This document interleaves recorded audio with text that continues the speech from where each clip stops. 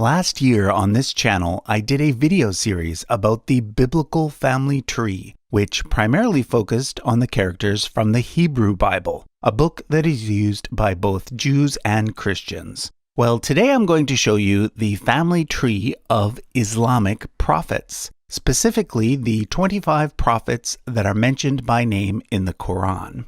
You'll notice that many of the names on the Islamic tree are pretty much the same as the names on the biblical tree. However, there are a few subtle differences, so as we go through, I'll be pointing these out.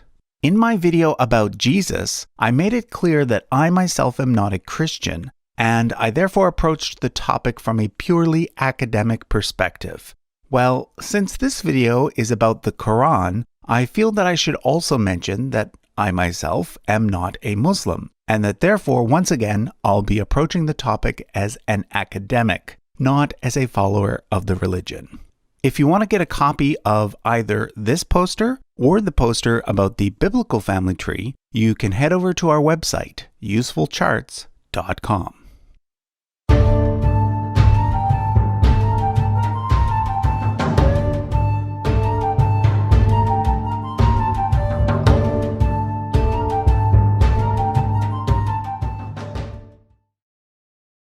So the first thing you'll notice about the Islamic version of the family tree is that it does not include any images of the various people on it. Most people are familiar with the fact that Muslims consider it offensive to draw or make any lifelike depiction of the Prophet Muhammad. Well, generally speaking, this rule applies to all of the Islamic prophets, not just to Muhammad. So that's why I've chosen to use icons made out of calligraphy instead. And by the way, the artwork was done by my good friend Siawish from the Islamic history channel Al Muqaddimah. So shout out to him for his great work. Like the biblical family tree, the Islamic version starts with Adam and Eve, the first man and first woman, although in Islam, Eve is usually called Hawa. Another major difference that I should point out is the fact that the 25 individuals highlighted on the Islamic chart are all considered to be prophets, whereas on the biblical chart, the word prophet is only used for certain individuals, such as Moses or Elijah.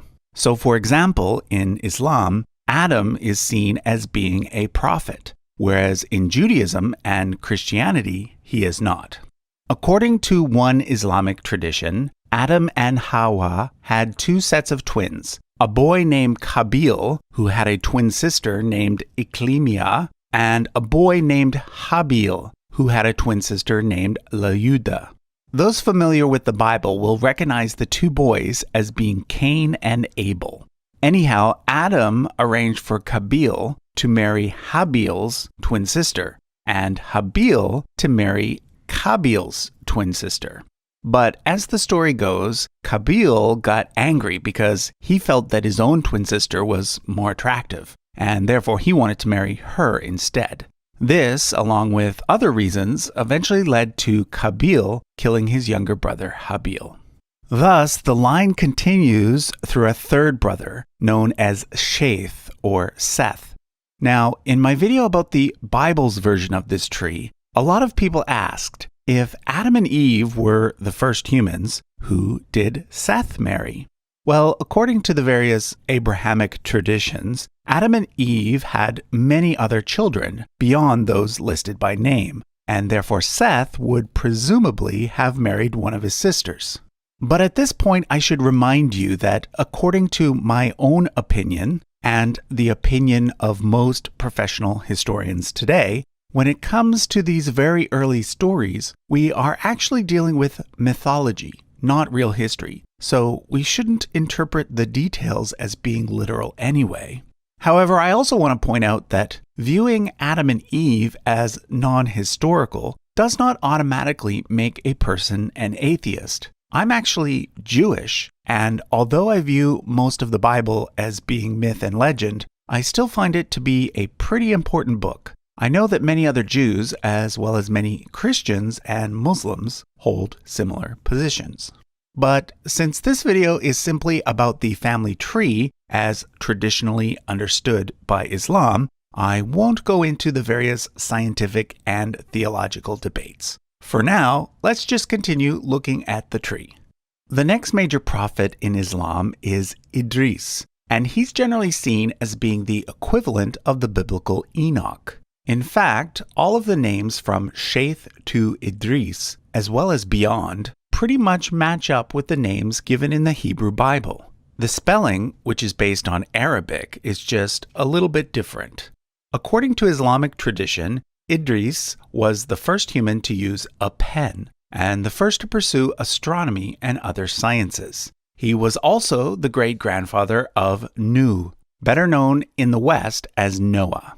You'll notice that I made Nuh's box a little bigger, as well as several of the other later boxes, such as Ibrahim's and Musa's. This is because these prophets are known as the Ulul Azmi, or arch-prophets.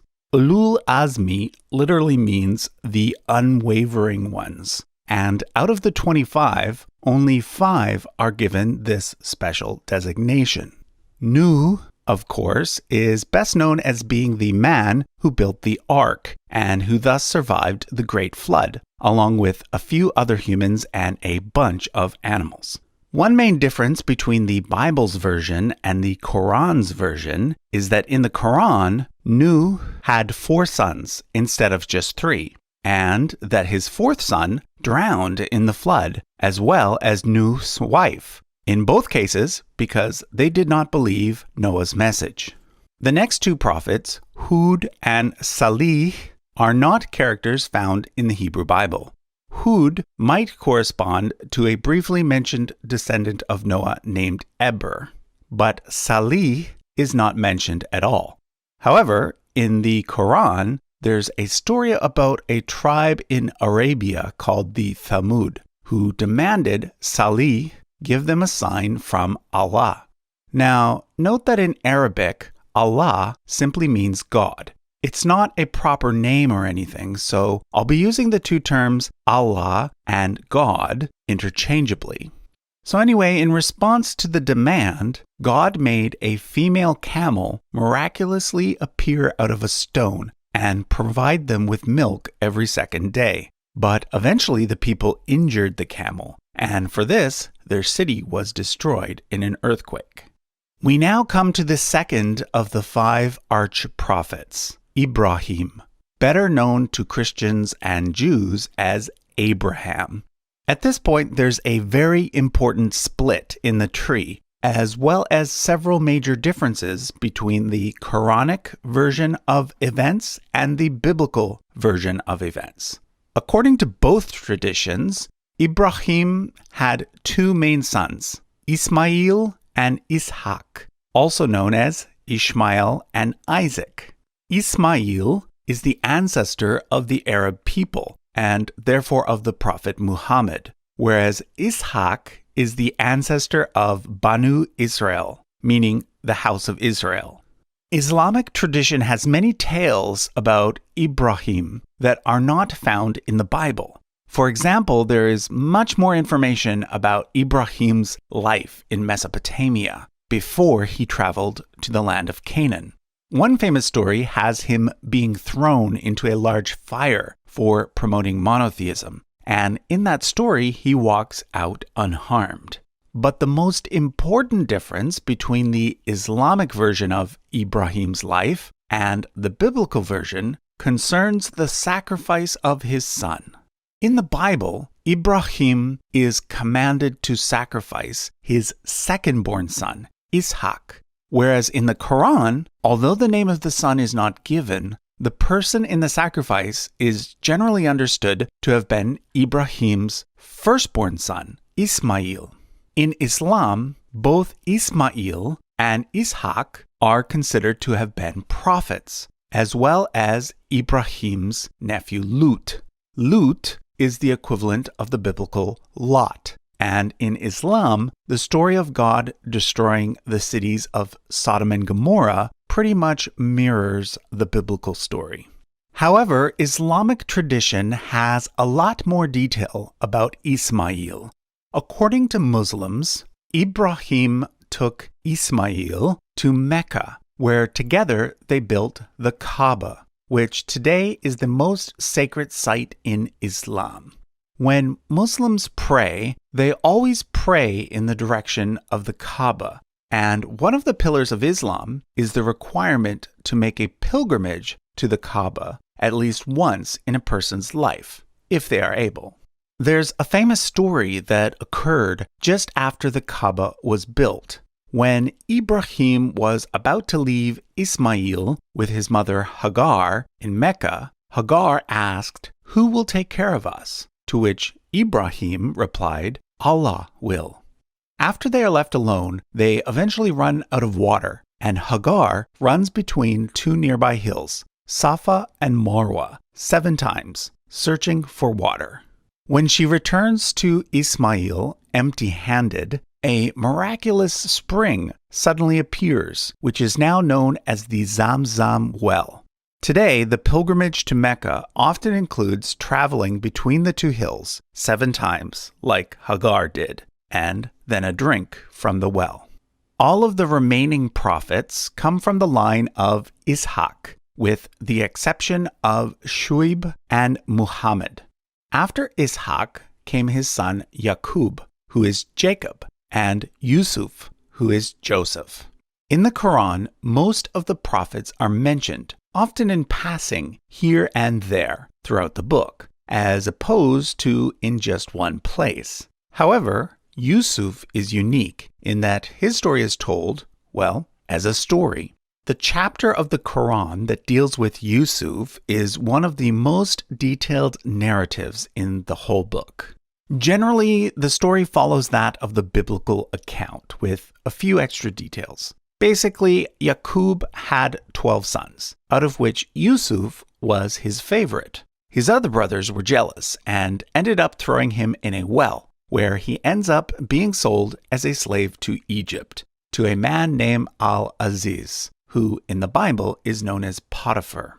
Years later, Al-Aziz's wife becomes infatuated with Yusuf. In Christian tradition, the name of Potiphar's wife is not given, but in Islamic tradition, it is Zuleika. Because of Zuleika, Yusuf is eventually put in prison, where he ends up becoming known as a person who can interpret dreams. To make a long story short, he ends up correctly interpreting the dreams of the pharaoh, for which he is then made vizier, or prime minister, of the entire country. The next 2 prophets do not come from the line of Yaqub.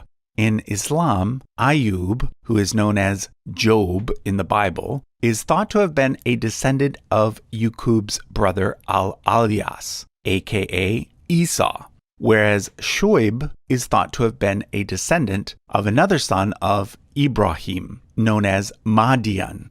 Interestingly, although Islam originated in Arabia, only 4 of the 25 prophets named in the Quran lived there. Shuaib is one of those 4, the others being Hud and Salih, who I mentioned earlier, and of course, Muhammad. I should also mention that although only 25 prophets are mentioned in the Quran, it is traditionally understood that there were about 124,000 prophets. So perhaps there were more in Arabia that were simply not mentioned.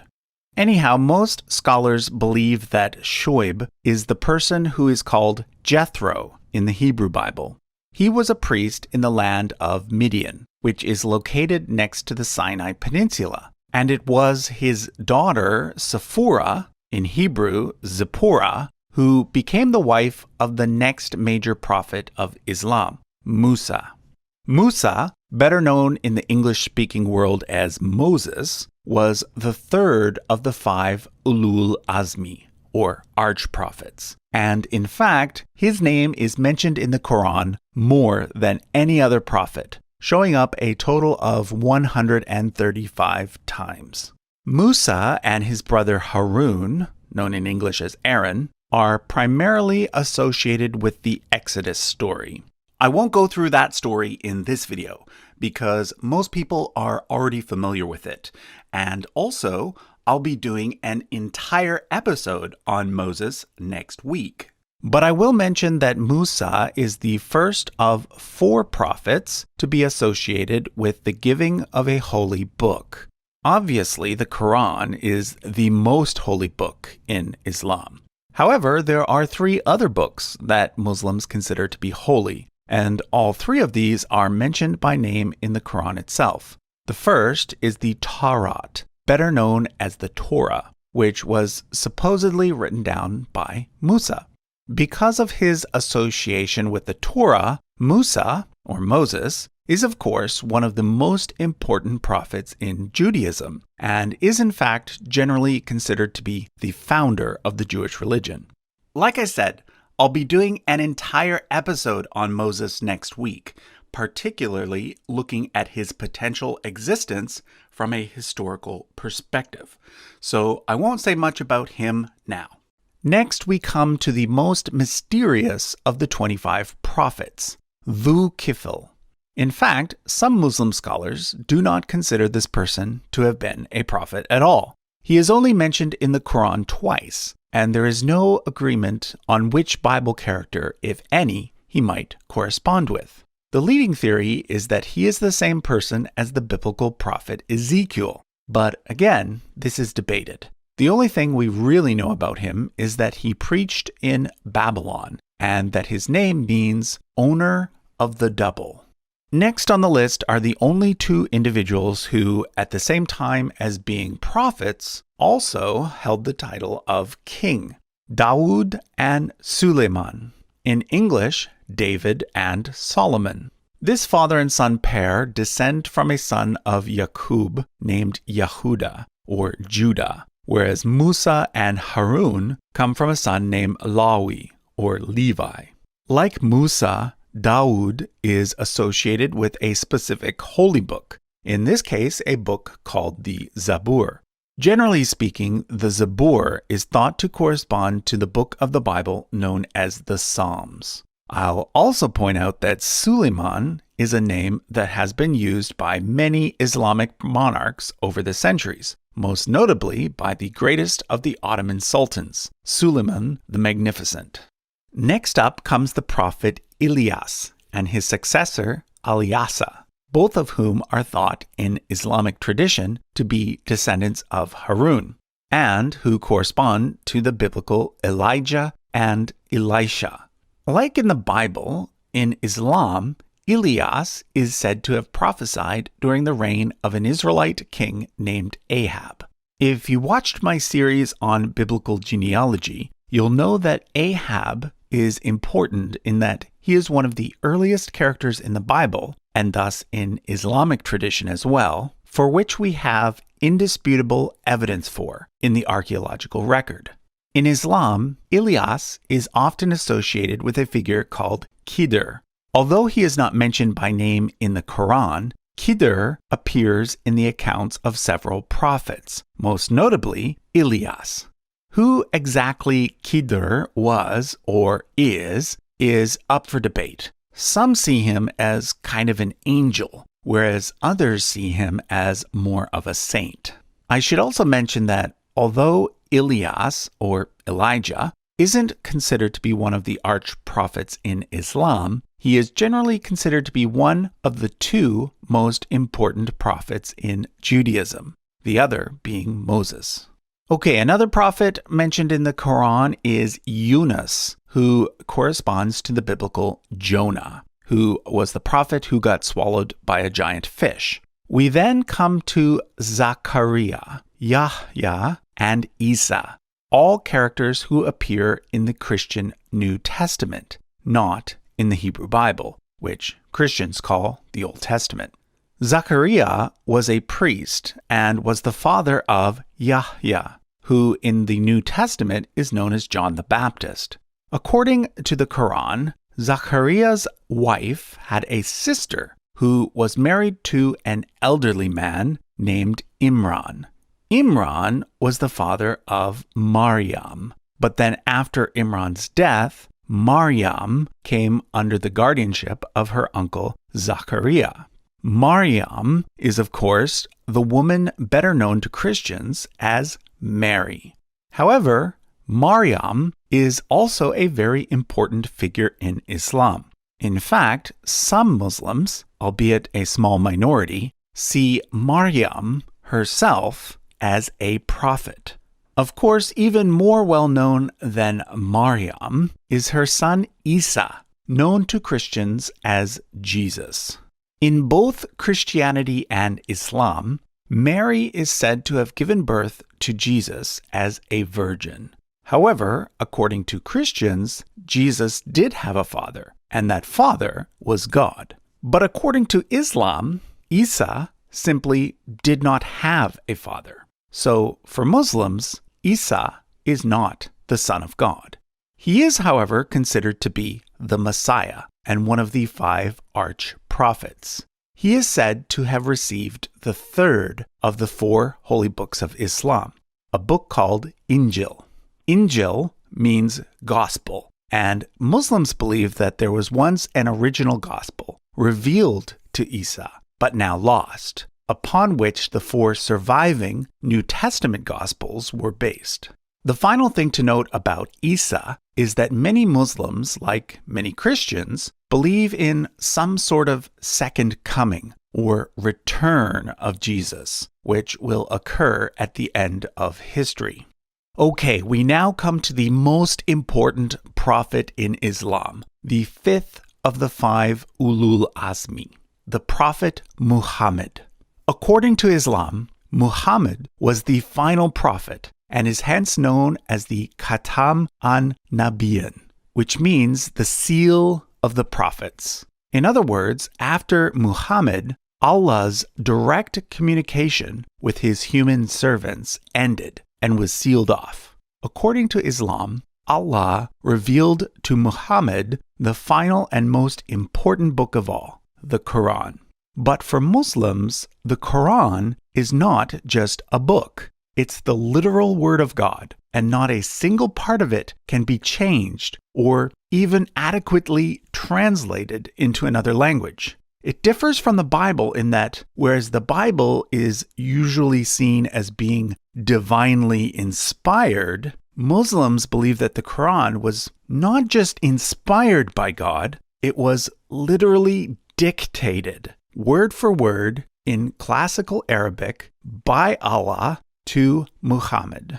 As I mentioned earlier, Muhammad is said to be a descendant of Ismail. The genealogy is not actually given in the Quran, but there is a well-established tradition that traces his line back to a patrilineal ancestor named Adnan, who in turn was said to have been a descendant of Ismail. From early Islamic tradition, we also have quite a lot of details about the Prophet Muhammad's immediate family. For example, we know the name of his father, his mother, and many of his wives, the first of which was named Khadija. Only 4 of his biological children lived to adulthood, all 4 being daughters that he had with Khadija. However, of these 4 daughters, only one, Fatima, has descendants that are still living today, through her sons Hassan and Hussein. Fatima married Muhammad's first cousin, Ali. According to Shia Muslims, Ali was the legitimate successor of Muhammad, whereas according to Sunni Muslims, Muhammad was first succeeded by his father-in-law Abu Bakr, second by his father-in-law Umar, third by his son-in-law Uthman, and then fourth by Ali. Sunni Muslims consider these 4 men to have been the first 4 caliphs of Islam, and they refer to them as the Rashidun, meaning the rightly guided ones. After the death of Ali, the caliphate was first held by the Umayyad dynasty, the family of Uthman, and then by the Abbasid dynasty. You can see from the chart that these dynasties, note that the Umayyads used the white flag and the Abbasids used the black flag, were both closely related to the Prophet.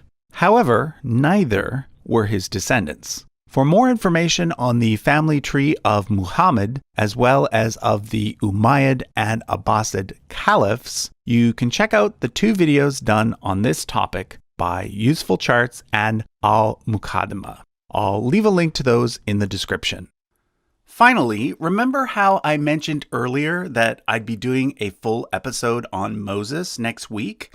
Well, that video will actually be part of a series that will also include videos by the channels Let's Talk Religion and Al-Muqaddimah.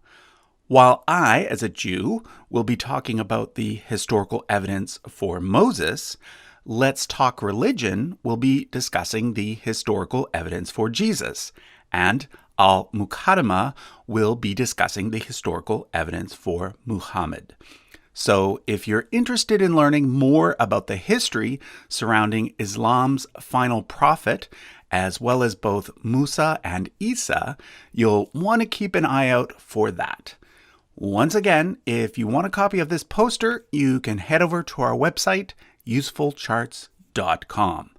Thanks for watching.